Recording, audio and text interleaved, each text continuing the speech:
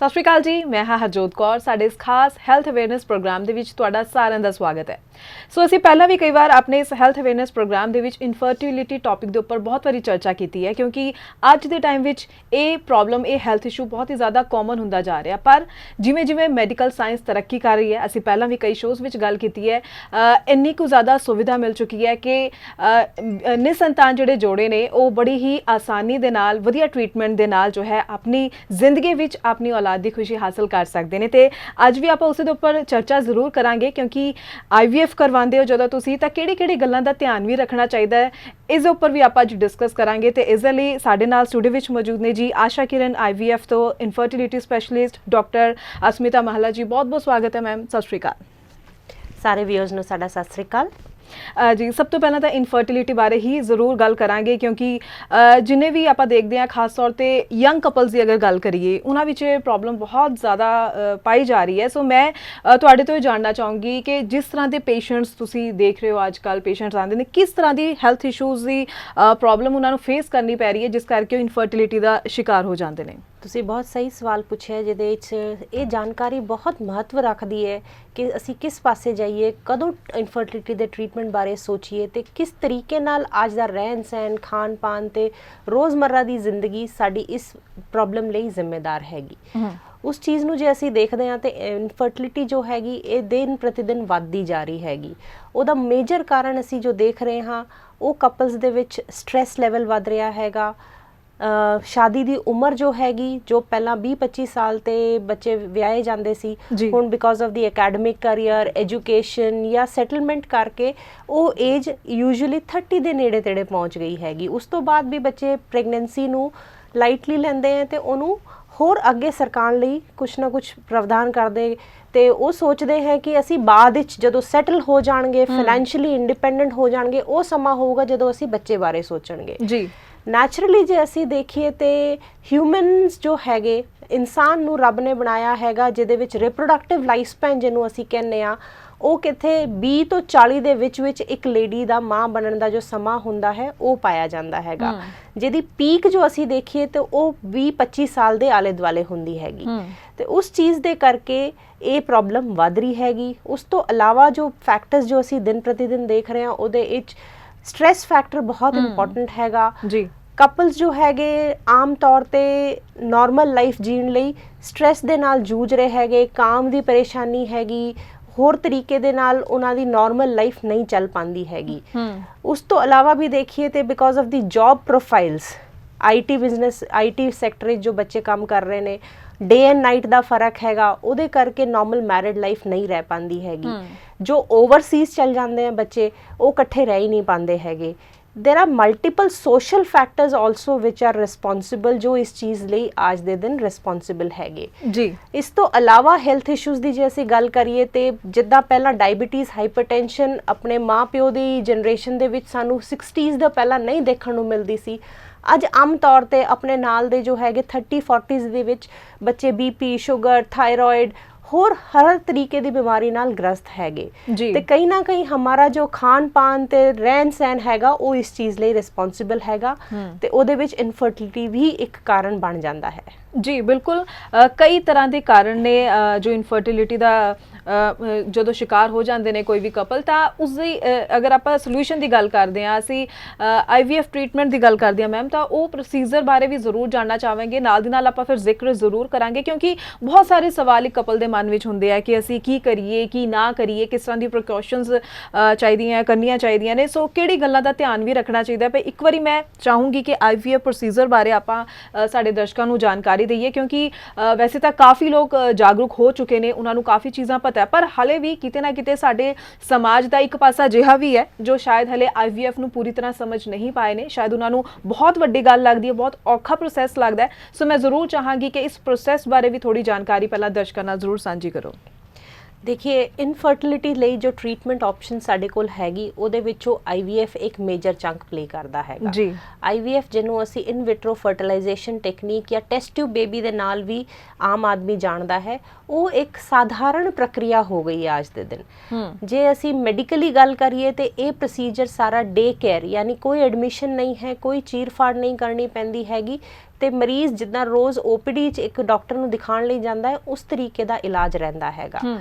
ਜੇ ਅਸੀਂ ਕਹੀਏ ਕਿ ਹਾਂਜੀ ਇਹਦੇ ਵਿੱਚ ਤਕਨੀਕੀ ਜੋ ਐਕਸਪਰਟੀਜ਼ ਚਾਹੀਦੀ, ਉਹ ਤੁਸੀਂ ਬਹੁਤ ਸੋਚ ਸਮਝ ਕੇ ਚੂਜ਼ ਕਰਨੀ ਚਾਹੀਦੀ ਕਿ ਅਸੀਂ ਹੁਣ ਸਾਨੂੰ ਸਮਾਂ ਹੋ ਗਿਆ, ਸਾਲ ਤੋਂ ਉੱਤੇ ਹੋ ਗਿਆ ਬੱਚੇ ਬਾਰੇ ਸੋਚਦੇ ਹੋਏ, ਨਹੀਂ ਗੱਲ ਬਣ ਰਹੀ ਹੈ, ਤੇ ਜਾਂ ਤੁਹਾਡੀ ਉਮਰ ਜੋ ਹੈਗੀ 35 ਤੋਂ ਉੱਤੇ ਪਹੁੰਚ ਗਈ ਹੈਗੀ, ਤੇ ਉਹ ਸਮਾਂ ਹੈਗਾ ਕਿ ਤੁਸੀਂ ਹੋਰ ਆਲੇ ਦੁਆਲੇ ਨਹੀਂ ਘੁੰਮਣਾ ਚਾਹੀਦਾ। ਇੱਕ ਐਕਸਪਰਟ ਕੋਲ ਜਿੱਥੇ ਪ੍ਰੋਪਰ ਸਾਰੀ ਚੀਜ਼ਾਂ ਅਵੇਲੇਬਲ ਹੈਗੀ, ਜਿਹਦੀ ਰੈਪੂਟੇਸ਼ਨ ਚੰਗੀ ਹੈਗੀ, ਉੱਥੇ ਜਾ ਕੇ ਇੱਕ ਸਲਾਹ ਜ਼ਰੂਰ ਲੈਣੀ ਚਾਹੀਦੀ, ਆਪਣੀ ਜਾਂਚਾਂ ਕਰਾਉਣੀ ਚਾਹੀਦੀ, ਤੇ ਜੇ ਕੋਈ ਕਾਰਨ ਲੱਭ ਰਿਹਾ ਹੈ ਤਾਂ ਉਹਦਾ ਇਲਾਜ ਕਰਾਉਣਾ ਚਾਹੀਦਾ ਜੀ। ਉਹਦੇ ਵਿੱਚ ਮੈਂ ਕਹਾਂਗੀ ਕਿ ਹਾਂਜੀ ਕਪਲਸ ਨੂੰ ਇਸ ਚੀਜ਼ ਦਾ ਖਾਸ ਖਿਆਲ ਰੱਖਣਾ ਚਾਹੀਦਾ ਕਿ ਕਦੋਂ ਅਸੀਂ ਐਕਸਪੀਡੀਏਟ ਕਰਨਾ ਹੈ ਚੀਜ਼ ਨੂੰ। ਜੇ ਕਿਸੇ ਨੂੰ ਪਹਿਲਾਂ ਤੋਂ ਹੀ ਪਤਾ ਹੈ ਕਿ ਹਾਂਜੀ ਮੇਰੇ ਅੰਦਰ ਪੋਲੀਸਿਸਟਿਕ ਓਵਰੀਜ਼ ਦੀ ਪ੍ਰੋਬਲਮ ਹੈਗੀ, ਮੇਰੇ ਪੀਰੀਅਡਸ ਠੀਕ ਨਹੀਂ ਆਉਂਦੇ ਹੈਗੇ, ਹਸਬੈਂਡ ਨੂੰ ਕੋਈ ਪ੍ਰੋਬਲਮ ਹੈਗੀ, ਜਾਂ ਪਹਿਲਾਂ ਕੋਈ ਇਦਾਂ ਦਾ ਆਪਰੇਸ਼ਨ ਹੋ ਰੱਖਿਆ ਜਿਹਦੇ ਕਰਕੇ ਅੱਗੇ ਬੱਚਾ ਹੋਣ ਨੂੰ ਪ੍ਰੋਬਲਮ ਹੈਗੀ, ਜਾਂ ਪਹਿਲਾਂ ਕੋਈ ਇਦਾਂ ਦੀ ਅਲਟਰਾਸਾਊਂਡ ਤੇ ਫਾਈਂਡਿੰਗ ਆਈ ਹੋਈ ਹੈ ਜਿਹਦੇ ਕਰਕੇ ਕਿ ਡਾਕਟਰ ਨੇ ਤੁਹਾਨੂੰ ਪਹਿਲਾਂ ਹੀ ਚੇਤਾਇਆ ਹੋਇਆ ਹੈਗੀ, ਤੇ ਤੁਸੀਂ ਬੱਚਾ ਛੇਤੀ ਤੋਂ ਛੇਤੀ ਕਰਨ ਬਾਰੇ ਸੋਚੋ। ਜਿੱਦਾਂ ਕਿ ਕਈ ਕੁੜੀਆਂ ਨੂੰ ਪੀਰੀਅਡਸ ਦੇ ਵਿੱਚ ਪੇਨ ਕਰਕੇ ਅਸੀਂ ਅਲਟਰਾਸਾਊਂਡ ਕਰਾਉਂਦੇ ਆ, ਪਤਾ ਲੱਗਦਾ ਐਂਡੋਮੈਟਰੀਓਸਿਸ ਦੀ ਪ੍ਰੋਬਲਮ ਹੈਗੀ। ਤਾਂ ਇਦਾਂ ਦੇ ਕਪਲਸ ਨੂੰ ਪ੍ਰੈਗਨੈਂਸੀ ਨੂੰ ਹੋਰ ਡੈਫਰ ਜਾਂ ਹੋਰ ਅੱਗੇ ਨਹੀਂ ਕਰਨਾ ਚਾਹੀਦਾ, ਤੇ ਇੱਕ ਐਕਸਪਰਟ ਨਾਲ ਸਲਾਹ ਲੈ ਕੇ ਆਪਣੇ ਟ੍ਰੀਟਮੈਂਟ ਬਾਰੇ ਛੇਤੀ ਤੋਂ ਛੇਤੀ ਸੋਚਣਾ ਚਾਹੀਦਾ ਜੀ। ਟ੍ਰੀਟਮੈਂਟ ਦੀ ਜੇ ਮੈਂ ਗੱਲ ਕਰਾਂਗੀ, ਉਹਦੇ ਵਿੱਚ ਬੜੀ ਸਾਰੀ ਆਪਸ਼ਨਸ ਅਵੇਲੇਬਲ ਹੁੰਦੀ ਹੈਗੀ। ਕਿਸ ਤਰੀਕੇ ਦਾ ਕੇਸ ਹੈ ਉਹਦੇ ਹਿਸਾਬ ਨਾਲ ਅਸੀਂ ਚੈੱਕ ਕਰਕੇ ਤੇ ਪੇਸ਼ੈਂਟ ਨੂੰ ਸਲਾਹ ਦਿੰਦੇ ਆ ਕਿ ਇਹ ਬੈਸਟ ਮੋਡ ਆਫ ਟ੍ਰੀਟਮੈਂਟ ਰਹੂਗਾ ਜੀ। IVF ਜੋ ਹੈਗਾ ਇੱਕ ਤਰੀਕੇ ਦਾ ਇਲਾਜ ਹੈਗਾ ਇਦਾਂ ਦੇ ਕਪਲਸ ਲਈ ਬੱਚਾ ਹਾਸਿਲ ਕਰਨ ਲਈ। IVF ਕਰਨ ਤੋਂ ਪਹਿਲਾਂ ਅਸੀਂ ਪੇਸ਼ੈਂਟਸ ਦੀ ਕੁਝ ਜਾਂਚਾਂ ਕਰਦੇ ਹਾਂ। ਹਰ ਮਰੀਜ਼ ਦਾ ਇੱਕੋ ਜਿਹਾ ਇਲਾਜ ਨਹੀਂ ਹੁੰਦਾ ਹੈਗਾ। IVF ਦੇ ਵਿੱਚ ਵੀ ਸਾਨੂੰ ਸੋਚਣਾ ਪੈਂਦਾ ਹੈ ਕਿ ਇਸ ਮਰੀਜ਼ ਨੂੰ ਕਿਸ ਤਰੀਕੇ ਨਾਲ ਅਸੀਂ ਅੱਗੇ ਕੇਸ ਕਰੀਏ ਤੇ ਸਫਲਤਾ ਮਿਲਣ ਦੀ ਉਮੀਦ ਵਧੂ ਹੋਏਗੀ ਜੀ। IVF ਜੀ ਅਸੀਂ ਗੱਲ ਕਰਦੇ ਹਾਂ, it is not a foolproof treatment. 100% results ਨਹੀਂ ਰਹਿੰਦੇ ਹੈਗੇ। ਇਹ ਚੀਜ਼ ਕਪਲ ਨੂੰ ਬਹੁਤ ਜੱਚ ਨਾਲ ਸੋਚ ਸਮਝ ਕੇ ਹੀ ਇਲਾਜ ਦੇ ਬਾਰੇ ਸੋਚਣਾ ਚਾਹੀਦਾ। ਤੇ ਕਈ ਕਪਲਸ ਇਸ ਚੀਜ਼ ਨੂੰ ਆਖਰੀ ਇਖਤਿਆਰ ਸੋਚ ਕੇ ਕਿ ਰਾਮਬਾਣ ਮੈਂ ਤਦ ਹੀ ਚਲਾਣਾ ਜਦ ਸਾਰਾ ਕੁਝ ਮੁੱਕ ਜਾਏਗਾ, ਤੇ ਉਹ ਕਰਦੇ ਕਰਦੇ ਉਹ ਸਮਾਂ ਹੀ ਲਗਾ ਦਿੰਦੇ 40-45 ਦੇ ਆਤੇ ਕਹਿੰਦੇ ਹੁਣ IVF ਕਰ ਦੋ, ਫਿਰ IVF ਕਰਨਾ ਵੀ ਔਖਾ ਹੋ ਜਾਂਦਾ ਹੈਗਾ ਜੀ। ਜੀ ਬਿਲਕੁਲ, ਕਿਉਂਕਿ ਇੱਥੇ ਗੱਲ ਆ ਜਾਂਦੀ ਹੈ ਜਦੋਂ ਯੰਗ ਏਜ ਵਿੱਚ ਇਨਫਰਟੀਲਿਟੀ ਦੇ ਸ਼ਿਕਾਰ ਹੁੰਦਾ ਕੋਈ ਕਪਲ, ਤਾਂ ਉਹ ਸੋਚਦੇ ਨੇ ਕਿ ਹਲੇ ਸਾਡੀ ਉਮਰ ਹੀ ਕੀ ਹੈ, ਸੋ ਅਸੀਂ ਟਰਾਈ ਕਰਦੇ ਹਾਂ ਕਿਸੇ ਹੋਰ ਢੰਗ ਨਾਲ। ਕੋਈ ਦਵਾਈਆਂ ਵੈਸੇ ਖਾਣੀਆਂ ਸ਼ੁਰੂ ਕਰ ਦਿੰਦੇ ਨੇ, ਕੋਈ ਜਿਵੇਂ ਘਰੇਲੂ ਨੁਸਖੇ ਅਪਣਾਉਣੇ ਸ਼ੁਰੂ ਕਰ ਦਿੰਦੇ ਨੇ, ਉਸੇ ਵਿੱਚ ਟਾਈਮ बहुत ज़्यादा बीत जाता है, तो फिर जो है चांसेस भी होर घटते जाते हैं। सो इसलिए टाइमली जो है एक माहिर डॉक्टर की सलाह लैनी बहुत ही ज़्यादा जरूरी होंगी है। सो इसलिए असीं हैल्थ अवेयरनेस शो के इस टॉपिक के उपर अज डिस्कशन कर रहे हैं कि ये एक बहुत ही संजीदा टॉपिक है, और ਜਿਹੜੇ ਵੀ ਘਰ ਦੇ ਵਿੱਚ ਕੋਈ ਵੀ ਕਪਲ ਇਨਫਰਟੀਲਿਟੀ ਦਾ ਸ਼ਿਕਾਰ ਹੈ, ਉਹਨਾਂ ਦੇ ਘਰ ਵਿੱਚ ਔਲਾਦ ਦੀ ਖੁਸ਼ੀ ਨਹੀਂ ਆ ਪਾ ਰਹੀ ਹੈ, ਸੋ ਉਹਨਾਂ ਨੂੰ ਟਾਈਮਲੀ ਜੋ ਹੈ ਸਹੀ ਡਾਕਟਰ, ਮਾਹਿਰ ਡਾਕਟਰ ਦੀ ਸਲਾਹ ਜ਼ਰੂਰ ਲੈ ਲੈਣੀ ਚਾਹੀਦੀ ਹੈ। ਸੋ ਕਿਸ ਤਰ੍ਹਾਂ ਦੇ ਸ਼ੁਰੂਆਤੀ ਟੈਸਟ ਹੁੰਦੇ ਨੇ ਤਾਂ ਕਿ ਜਿਹੜੇ ਦਰਸ਼ਕ ਨੇ ਉਹ ਵੀ ਸਮਝ ਸਕਣ ਪ੍ਰੋਸੈਸ ਨੂੰ, ਕਿਉਂਕਿ ਮੈਂ ਜਿੱਥੇ ਪਹਿਲਾਂ ਵੀ ਗੱਲ ਕੀਤੀ, ਜਦੋਂ ਗੱਲ IVF ਦੀ ਆ ਜਾਂਦੀ ਹੈ ਲੋਕਾਂ ਦੇ ਮਾਈਂਡ ਵਿੱਚ ਆ ਜਾਂਦਾ ਬਹੁਤ ਸਾਰੇ ਟੈਸਟ, ਬਹੁਤ ਸਾਰੀ ਨੀਡਲ, ਸੂਈਆਂ ਚੁਭਣਗੀਆਂ, ਸਾਨੂੰ ਦਰਦ ਹੋਏਗਾ, ਸਾਨੂੰ ਘਰ ਹੀ ਰਹਿਣਾ ਪਏਗਾ, ਸਾਨੂੰ ਬਾਰ-ਬਾਰ ਡਾਕਟਰ ਕੋਲ ਜਾਣਾ ਪਏਗਾ। ਸੋ ਕਿਸ ਤਰੀਕੇ ਨਾਲ ਅੱਜ ਦੇ ਟਾਈਮ ਵਿੱਚ ਆਪਾਂ ਦੇਖੀਏ ਕਿੰਨਾ ਕੁ ਈਜ਼ੀ ਪ੍ਰੋਸੈਸ ਅੱਜ ਦੇ ਟਾਈਮ ਵਿੱਚ ਹੈ IVF ਦਾ? देखिए फिर तो वही गल आती है माइंड सैटअप दी जी। IVF एक इदां दी तकनीक है जिहदे विच कहिए कि साडे कोल खोण नूं बहुत ज़्यादा कुछ नहीं हैगा, पाण नूं बहुत कुछ हैगा जी जी। At the end of the day थोड़ी जी तकलीफ पा के, थोड़ा जिहा पैसा खर्च करके तुसी अपना बच्चा अपने आंगन विच लवा सकदे हो। उस चीज़ नूं देखदे होए तकलीफ जो हैगी वो मनो तो इंजैक्शन बहुत वड्डी तकलीफ हैगी, नहीं तो एक छोटी जी सूई वांगू हुंदा हैगा जी जी। IVF जदों असीं सोचदे हां, मोटा मोटा IVF साइकिल यूजली 2 ਤੋਂ 4 ਹਫ਼ਤੇ ਦੇ ਵਿੱਚ ਪੂਰਾ ਕੀਤਾ ਜਾਂਦਾ ਹੈ, ਜਿਹਦੇ ਅੰਦਰ ਅੰਡਾ ਬਣਾਉਣ ਦੀ ਪ੍ਰਕਿਰਿਆ ਲਈ ਸਾਨੂੰ ਇੰਜੈਕਸ਼ਨ ਦੀ ਲੋੜ ਪੈਂਦੀ ਹੈ। ਉਹ ਇੰਜੈਕਸ਼ਨ ਆਮੂਮਨ 10 ਤੋਂ 12 ਦਿਨ ਲਗਾਏ ਜਾਂਦੇ ਨੇ, ਵਿੱਚ 2-3 ਵਾਰ ਚੈੱਕਅਪ ਕਰਨਾ ਪੈਂਦਾ ਹੈ ਕਪਲ ਦਾ ਕਿ ਹਾਂਜੀ ਕਿਸ ਤਰੀਕੇ ਦੇ ਅੰਡੇ ਬਣ ਰਹੇ ਨੇ, ਕਿੰਨੇ ਅੰਡੇ ਬਣ ਰਹੇ ਨੇ, ਤੇ ਜਿਸ ਦਿਨ ਐਗ ਪਿਕਅਪ ਯਾਨੀ ਅਸੀਂ ਅੰਡੇ ਸਰੀਰ ਤੋਂ ਬਾਹਰ ਕੱਢਣ ਵਾਲਾ ਕੰਮ ਕਰਦੇ ਹਾਂ, ਉਸ ਦਿਨ ਹਲਕੀ ਜੀ ਬੇਹੋਸ਼ੀ ਵਾਲਾ ਕੰਮ ਹੁੰਦਾ ਹੈਗਾ।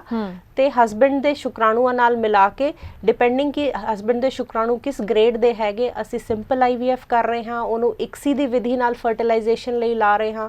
ਉਸ ਤੋਂ ਬਾਅਦ ਲੈਬ ਦੇ ਅੰਦਰ ਯਾਨੀ ਟੈਸਟ ਟਿਊਬ ਦੇ ਅੰਦਰ ਉਹ ਬੱਚਾ ਪਨਪਦਾ ਹੈ।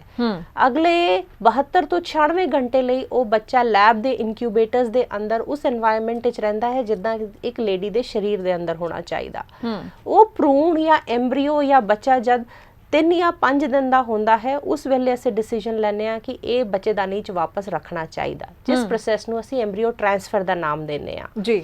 ਐਮਬ੍ਰੀਓ ਟ੍ਰਾਂਸਫਰ ਉਨਾ ਹੀ ਸਿੰਪਲ ਪ੍ਰੋਸੈਸ ਹੁੰਦਾ ਹੈ ਜਿੰਨਾ ਕਿ ਇੱਕ ਓਪੀਡੀ 'ਚ ਤੁਸੀਂ ਅਲਟਰਾਸਾਊਂਡ ਕਰਾਉਂਦੇ ਹੋ। ਇਹਦੇ ਵਿੱਚ ਕੋਈ ਦਰਦ, ਕੋਈ ਤਕਲੀਫ, ਕੋਈ ਪਰੇਸ਼ਾਨੀ ਨਹੀਂ ਹੁੰਦੀ ਹੈਗੀ। ਐਮਬ੍ਰੀਓ ਟ੍ਰਾਂਸਫਰ ਦੇ ਬਾਅਦ ਅਮੂਮਨ ਅਸੀਂ ਮਰੀਜ਼ ਨੂੰ 2 ਤੋਂ 3 ਘੰਟੇ ਦੇ ਰੈਸਟ ਲਈ ਆਪਣੇ ਕੋਲ ਹੀ ਹਸਪੀਟਲ ਵਿੱਚ ਰੱਖਦੇ ਹਾਂ। ਇਸ ਤੋਂ ਵੱਧ ਮੰਜੇ ਤੇ ਪੈਣ ਦੀ ਲੋੜ ਨਹੀਂ ਹੈਗੀ। ਇਸ ਤੋਂ ਬਾਅਦ ਜੋ ਹੈ ਅਗਲੇ 2 ਹਫ਼ਤੇ ਉਹਨਾਂ ਨੂੰ ਅਸੀਂ ਕੁਝ ਦਵਾਈਆਂ ਦਿੰਨੇ ਆ ਜੋ ਪ੍ਰੈਗਨੈਂਸੀ ਨੂੰ ਸਪੋਰਟ ਕਰਨ ਲਈ ਕੰਮ ਆਂਦੀ ਹੈ। 2 ਹਫ਼ਤੇ ਦੇ ਐਂਡ ਤੇ ਅਸੀਂ ਫਿਰ ਪ੍ਰੈਗਨੈਂਸੀ ਦਾ ਟੈਸਟ ਬਲੱਡ ਦੇ ਟੈਸਟ ਨਾਲ ਦੇਖਦੇ ਹਾਂ ਜਿਹਨੂੰ ਬੀਟਾ HCG ਕਿਹਾ ਜਾਂਦਾ ਹੈ। ਉਹ ਪੋਜ਼ਿਟਿਵ ਜੇ ਆਂਦਾ ਹੈ ਤਾਂ ਫਿਰ ਇਹ ਦਵਾਈਆਂ ਥੋੜਾ ਚਿਰ ਔਰ ਕੰਟੀਨਿਊ ਕਰਨੀ ਪੈਂਦੀ ਹੈ, ਜੇ ਨੈਗੇਟਿਵ ਆਂਦਾ ਹੈ ਤਾਂ ਦਵਾਈਆਂ ਛੱਡਣੀ ਪੈਂਦੀਆਂ। ਓਕੇ। ਬੀਟਾ HCG ਦੀ ਵੈਲਿਊ ਹੈ ਉਹ ਸਾਨੂੰ ਬਤਾਉਂਦੀ ਹੈ ਕਿ ਹਾਂਜੀ ਹੁਣ ਪ੍ਰੈਗਨੈਂਸੀ ਠਹਿਰੀ ਹੈ ਕਿ ਨਹੀਂ ਠਹਿਰੀ ਹੈ। Day 1 ਜਦੋਂ ਅਸੀਂ IVF ਸਾਈਕਲ ਸ਼ੁਰੂ ਕੀਤਾ ਸੀ ਤੇ ਬੀਟਾ HCG ਤੱਕ ਪਹੁੰਚਣ ਨੂੰ ਆਮ ਤੌਰ ਤੇ 4 ਤੋਂ 5 ਹਫ਼ਤੇ ਦਾ ਸਮਾਂ ਲੱਗ ਜਾਂਦਾ ਹੈਗਾ। ਇਸ ਪੂਰੇ ਪ੍ਰੋਸੈਸ ਦੇ ਦੌਰਾਨ ਤੁਹਾਨੂੰ ਕੋਈ ਹਸਪੀਟਲ ਐਡਮਿਸ਼ਨ ਦੀ ਲੋੜ ਨਹੀਂ ਪੈਂਦੀ ਹੈਗੀ, ਤੁਹਾਨੂੰ ਕਿਸੇ ਸਪੈਸ਼ਲ ਪ੍ਰੋਸੀਜਰ ਦੀ ਲੋੜ ਨਹੀਂ ਪੈਂਦੀ ਹੈਗੀ ਤੇ ਕੋਈ ਅਟੈਂਡੈਂਟ ਦੀ ਲੋੜ ਨਹੀਂ ਪੈਂਦੀ ਹੈਗੀ ਕਿ ਤੁਸੀਂ ਸਾਰਾ ਟਾਈਮ ਪਾਣੀ ਪੀਣ ਲਈ ਵੀ ਕਿਸੇ ਦੇ ਮੁਹਤਾਜ ਹੋ ਗਏ ਹੋ। ਤੁਸੀਂ ਜੇ ਵਰਕਿੰਗ ਹੋ you can go to your job, ਤੁਸੀਂ ਜੇ ਆਪਣੇ ਘਰ ਦਾ ਤੁਸੀਂ ਖਿਆਲ ਰੱਖਦੇ ਹੋ you can take care of your home. ਮੰਜੇ ਤੇ ਪੈ ਕੇ ਤੇ ਤਾਰੇ ਗਿਣਨ ਨਾਲ ਨਾ ਤੇ IVF ਦੇ ਸਕਸੈਸ ਰੇਟ ਵੱਧਦੇ ਨੇ ਨਾ ਹੀ ਤੁਹਾਨੂੰ ਕੋਈ ਹੋਰ ਫਾਇਦਾ ਹੁੰਦਾ।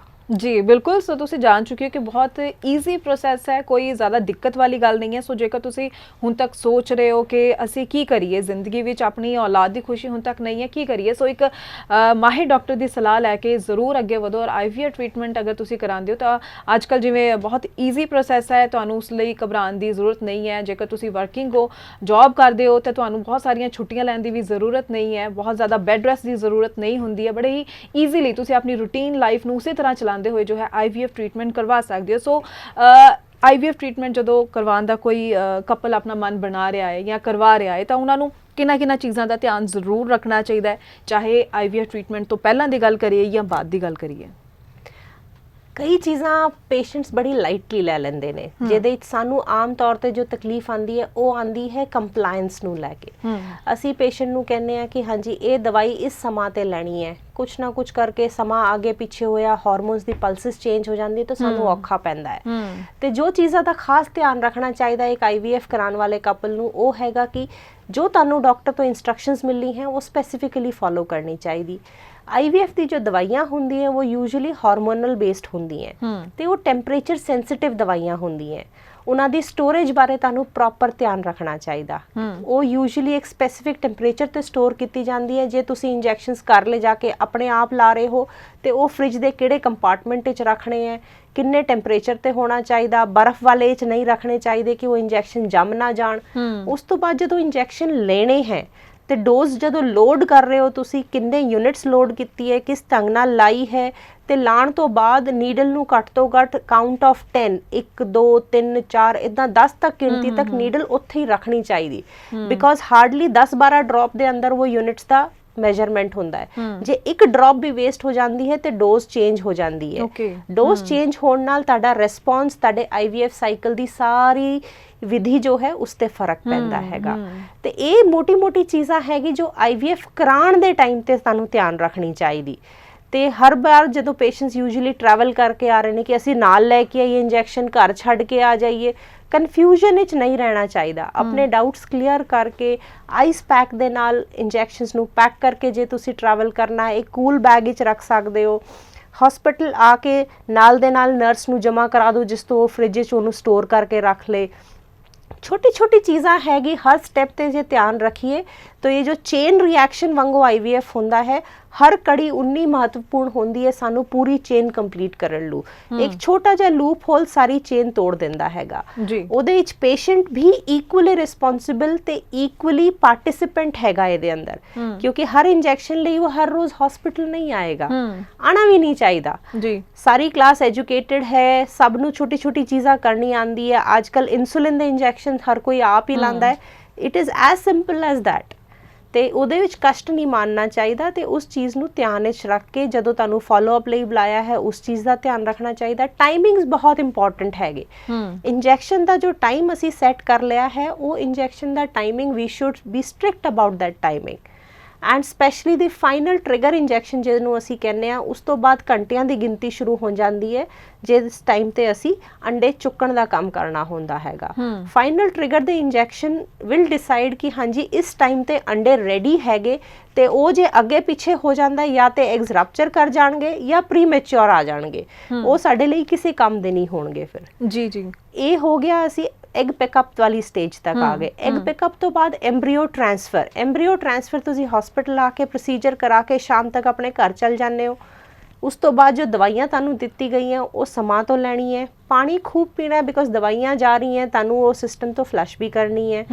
ਇਸ ਤੋਂ ਇਲਾਵਾ ਕੋਈ ਸਪੈਸ਼ਲ ਇੱਦਾਂ ਦੀ ਹਿਦਾਇਤ ਨਹੀਂ ਹੁੰਦੀ ਹੈ ਕਿ ਤੁਸੀਂ ਇਸ ਤਰੀਕੇ ਨਾਲ ਲੇਟਣਾ ਹੈ, ਇੱਦਾਂ ਉੱਠਣਾ ਹੈ, ਇੱਦਾਂ ਬਹਿਣਾ ਹੈ, ਇੰਨੇ ਘੰਟੇ ਖੜੇ ਹੋਣਾ ਹੈ, ਪੌੜੀਆਂ ਨਹੀਂ ਚੜ੍ਹਨਾ ਹੈ। ਇਸ ਤਰੀਕੇ ਦਾ ਕੁਝ ਨਹੀਂ ਹੁੰਦਾ ਹੈਗਾ ਜੀ। ਇੱਦਾਂ ਆਪਣੀ ਸੋਚ ਨਾਲ ਤੁਸੀਂ ਜਿੰਨਾ ਚੱਕਰਵਿਊਹ ਬਣਾਉਂਦੇ ਜਾਓਗੇ ਉਨਾ ਹੀ ਔਖੇ ਹੁੰਦੇ ਜਾਓਗੇ। ਜੀ ਬਿਲਕੁਲ। ਤੇ ਅਗਰ ਆਪਾਂ ਮੇਲ ਫੀਮੇਲ ਦੋਵਾਂ ਦੀ ਗੱਲ ਕਰਦੇ ਹਾਂ ਤਾਂ ਫੀਮੇਲ ਦੇ ਵਿੱਚ ਕਿਸ ਤਰ੍ਹਾਂ ਦੀ ਕੰਡੀਸ਼ਨ ਨੂੰ ਤੁਸੀਂ ਬੋਲੋਗੇ ਕਿ ਉਸ ਤੋਂ ਬਾਅਦ ਉਹਨਾਂ ਨੂੰ ਸਟੈਪ ਲੈ ਲੈਣਾ ਚਾਹੀਦਾ IVF ਦਾ, ਜਾਂ ਫਿਰ ਆਪਾਂ ਮੇਲਸ ਦੀ ਗੱਲ ਕਰੀਏ ਤਾਂ ਉਹਨਾਂ ਦੀ ਕਿਸ ਤਰ੍ਹਾਂ ਦੀ ਮੈਡੀਕਲ ਰਿਪੋਰਟਸ ਦੀ ਤੁਸੀਂ ਗੱਲ ਕਰੋਗੇ ਕਿ ਉਹਨਾਂ ਨੂੰ ਦੇਰੀ ਨਹੀਂ ਕਰਨੀ ਚਾਹੀਦੀ ਔਰ IVF ਟ੍ਰੀਟਮੈਂਟ ਸ਼ੁਰੂ ਕਰਵਾਉਣਾ ਚਾਹੀਦਾ? ਦੇਖिए मेल ਤੇ ਫੀਮੇਲ ਇਨਫਰਟੀਲਿਟੀ ਲਈ 40% each of them is responsible. 40% couples ਇਦਾਂ ਦੇ ਹੁੰਦੇ ਆ ਜਿਹਦੇ ਵਿੱਚ ਫੀਮੇਲ ਫੈਕਟਰ ਪ੍ਰੀਡੋਮੀਨੈਂਟਲੀ ਹੁੰਦਾ ਹੈ। 40% ਇਦਾਂ ਦੇ ਕਪਲਸ ਆਉਂਦੇ ਆ ਜਿਹਦੇ ਵਿੱਚ ਮੇਲ ਫੈਕਟਰ ਪ੍ਰੀਡੋਮੀਨੈਂਟਲੀ ਇਸ ਪਰੇਸ਼ਾਨੀ ਲਈ ਰਿਸਪੌਂਸਿਬਲ ਹੈਗਾ। ਤੇ ਇਸ ਤੋਂ ਇਲਾਵਾ 20% ਪੇਸ਼ੈਂਟ ਇਦਾਂ ਵੀ ਹੁੰਦੇ ਹੈ ਜਿਹਦੇ ਵਿੱਚ ਰੂਟੀਨ ਟੈਸਟਾਂ 'ਚ ਸਾਨੂੰ ਕੋਈ ਕਮੀ ਪੇਸ਼ੀ ਨਹੀਂ ਲੱਭ ਰਹੀ ਹੈਗੀ ਤੇ ਫਿਰ ਵੀ ਬੱਚਾ ਹੋਣ ਨੂੰ ਤਕਲੀਫ ਆ ਰਹੀ ਹੈਗੀ ਤੇ ਇਦਾਂ ਦੇ ਕਪਲਸ ਨੂੰ ਵੀ IVF ਦੀ ਲੋੜ ਪੈਂਦੀ ਹੈਗੀ। ਤੇ ਉਸ ਚੀਜ਼ ਨੂੰ ਧਿਆਨ ਵਿੱਚ ਰੱਖਦੇ ਹੋਏ ਜੇ ਫੀਮੇਲ ਦੀ ਏਜ ਮੋਰ ਦੈਨ 35 ਇਅਰਸ ਹੋ ਗਈ, ਜੇ ਉਹਨਾਂ ਨੇ ਸਿੰਪਲ ਤਰੀਕੇ ਨਾਲ ਕੋਸ਼ਿਸ਼ ਕਰਦੇ ਹੋਏ ਸਾਲ ਤੋਂ ਉੱਪਰ ਹੋ ਚੱਲਿਆ ਹੈਗਾ, IUI cycles multiple time fail ਹੋ ਚੁੱਕੇ ਹੈਗੇ, ਪੋਲੀਸਿਸਟਿਕ ਓਵਰੀਜ਼ ਇਸ ਗ੍ਰੇਡ ਤੱਕ ਹੈਗੀ ਕਿ ਦਵਾਈਆਂ ਨਾਲ ਅੰਡਾ ਬਣਦਾ ਹੀ ਨਹੀਂ ਹੈਗਾ, ਜਾਂ ਫਿਰ ਉਹਨਾਂ ਨੂੰ ਫਾਈਬਰੋਇਡਸ ਦੀ ਪ੍ਰੋਬਲਮ ਹੈਗੀ ਜਾਂ ਐਂਡੋਮੈਟਰੀਓਸਿਸ ਦੀ ਸਟੇਜ 2, 3, 4 ਤੇ ਪਹੁੰਚ ਗਿਆ ਹੈਗਾ ਕਿ ਹੁਣ ਸਾਡੇ ਕੋਲ ਕੋਈ ਆਪਸ਼ਨ ਨਹੀਂ ਬਚਿਆ ਹੈਗਾ। ਓਵੇਰੀਅਨ ਫੇਲਿਅਰ ਵਾਲੀ ਸਿਚੁਏਸ਼ਨ ਹੈ ਜਿੱਥੇ ਅੰਡਾ ਬਣ ਹੀ ਨਹੀਂ ਸਕਦਾ ਹੈਗਾ, ਉਹਨਾਂ ਨੂੰ IVF ਡੋਨਰ ਐਗ ਨਾਲ ਕਰਾਉਣ ਦੀ ਲੋੜ ਪੈਂਦੀ ਹੈਗੀ। ਇਹ ਮੋٹے-ਮੋٹے ਫੀਮੇਲ ਫੈਕਟਰਸ ਹੈਗੇ। ਇਸ ਤੋਂ ਇਲਾਵਾ ਇਨਫੈਕਸ਼ਨਸ ਇਨ ਦੀ ਫੀਮੇਲ ਜੈਨਾਈਟਲ ਟਰੈਕਟ, ਯਾਨੀ ਔਰਤ ਦੇ ਅੰਦਰ ਇਨਫੈਕਸ਼ਨ ਦਾ ਹੋਣਾ ਜਿਹਦੇ ਕਰਕੇ ਟਿਊਬਾਂ ਤੇ ਸੋਜਾ ਆ ਗਿਆ, ਟਿਊਬਾਂ ਬੰਦ ਹੋ ਗਈ, ਇਹ ਬੜਾ ਮੇਜਰ ਫੈਕਟਰ ਹੈਗਾ। ਇੰਡੀਆ ਵਿੱਚ ਟਿਊਬਰਕਲੋਸਿਸ ਤੇ pelvic inflammatory diseases very common, ਜਿਹਦੇ ਕਰਕੇ ਰੂਟੀਨਲੀ ਟਿਊਬਾਂ ਖੁੱਲੀ ਹੋ ਕੇ ਵੀ ਐਕਸਰੇ ਤੇ ਲੇਕਿਨ ਕਾਮਯਾਬ ਨਹੀਂ ਹੁੰਦੀ ਹੈਗੀ। ਜੀ ਜੀ ਜੀ। ਇਸ ਤੋਂ ਇਲਾਵਾ ਜੇ ਅਸੀਂ ਦੇਖੀਏ ਤੇ ਮੇਲ ਫੈਕਟਰ ਜਦੋਂ ਅਸੀਂ ਅਕਾਊਂਟੇਬਿਲਿਟੀ ਦੇਖਦੇ ਹਾਂ ਤੇ ਉਹਦੇ ਵਿੱਚੋਂ ਮੇਜਰ ਕਾਰਨ ਹੁੰਦਾ ਹੈ ਸਿਵੀਅਰ ਓਲੀਗੋਐਸਥੇਨੋਜ਼ੂਸਪਰਮੀਆ, ਜਿਹਦੇ ਵਿੱਚ ਸ਼ੁਕਰਾਣੂਆਂ ਦੀ ਨੰਬਰ ਦੀ ਵੀ ਘਾਟ ਹੈਗੀ, ਉਹਦੇ ਵਿੱਚ ਕੁਆਲਿਟੀ ਦੇ ਜੋ ਸ਼ੁਕਰਾਣੂ ਹੁੰਦੇ ਹੈ ਉਹਨਾਂ ਦਾ ਵੀ ਘਾਟਾ ਹੈਗਾ ਤੇ ਉਹਦੇ ਵਿੱਚੋਂ ਜੋ ਨਾਰਮਲ ਜੈਨੇਟਿਕ ਮਟੀਰੀਅਲ ਵਾਲੇ ਸ਼ੁਕਰਾਣੂ ਮਾਰਫੋਲੋਜੀਕਲੀ ਨਾਰਮਲ ਸ਼ੁਕਰਾਣੂ ਹੈ ਉਹ ਵੀ ਘੱਟ ਹੈਗੇ।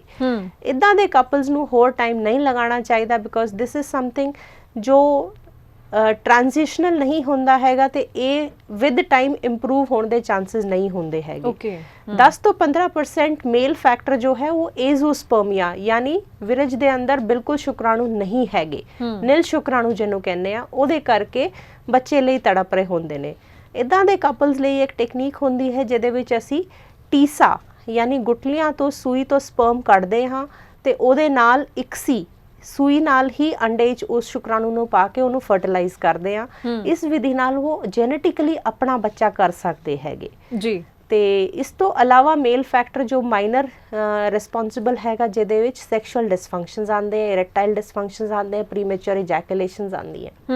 ਜੀ ਬਿਲਕੁਲ। ਸੋ ਕਈ ਸਾਰੇ ਕਾਰਨ ਹੋ ਸਕਦੇ ਨੇ ਇਨਫਰਟੀਲਿਟੀ ਦੇ। ਸੋ ਅਗਰ ਤੁਸੀਂ ਵੀ ਦੇਰੀ ਕਰ ਰਹੇ ਹੋ ਤਾਂ ਦੇਰੀ ਬਿਲਕੁਲ ਵੀ ਨਾ ਕਰੋ ਕਿਉਂਕਿ ਜਿੰਨਾ ਜ਼ਿਆਦਾ ਟਾਈਮ ਤੁਸੀਂ ਲੈਂਦੇ ਜਾਓਗੇ ਉਨਾ ਹੀ ਜ਼ਿਆਦਾ ਕੰਪਲਿਕੇਸ਼ਨਸ ਜੋ ਹੈ ਜ਼ਰੂਰ ਵੱਧਦੀਆਂ ਜਾਂਦੀਆਂ ਨੇ। ਸੋ ਮੈਡੀਕਲ ਸਾਇੰਸ ਦੀ ਇਸ ਤਰੱਕੀ ਦਾ ਇੰਨੇ ਨਵੇਂ ਜੋ ਟ੍ਰੀਟਮੈਂਟ ਐਡਵਾਂਸ ਟ੍ਰੀਟਮੈਂਟ ਆ ਚੁੱਕੇ ਨੇ ਇਹਨਾਂ ਦਾ ਤੁਸੀਂ ਵੀ ਫਾਇਦਾ ਲੈ ਸਕਦੇ ਹੋ ਜੋ ਕਿ ਬਹੁਤ ਆਸਾਨ ਨੇ, ਜਿਵੇਂ ਕਿ ਅਸੀਂ ਅੱਜ ਖਾਸ ਤੌਰ ਤੇ ਇਸ ਲਈ ਮਾਹਿਰ ਡਾਕਟਰ ਨੇ ਜੋ ਡਾਕਟਰ ਅਸਮਿਤਾ ਮਾਹਲਾ ਜੀ ਨੂੰ ਆਪਣੇ ਸ਼ੋਅ ਵਿੱਚ ਇਨਵਾਈਟ ਕੀਤਾ ਹੋਇਆ ਤਾਂ ਕਿ ਕਿਉਂਕਿ ਬਹੁਤ ਸਾਰੇ ਸਵਾਲ ਹਰੇਕ ਦੇ ਜ਼ਿਹਨ ਵਿੱਚ ਹੁੰਦੇ ਨੇ। ਖਾਸ ਤੌਰ ਤੇ ਅਸੀਂ ਜਦੋਂ ਦੇਖਦੇ ਹਾਂ ਕਿਸੇ ਦੇ ਘਰ ਦੇ ਵਿੱਚ ਵੀ ਔਲਾਦ ਦੀ ਖੁਸ਼ੀ ਨਹੀਂ ਆ ਪਾ ਰਹੀ ਹੈ, ਪੂਰਾ ਪਰਿਵਾਰ ਜੋ ਹੈ ਬਹੁਤ ਹੀ ਹਤਾਸ਼ ਹੋਇਆ ਹੁੰਦਾ।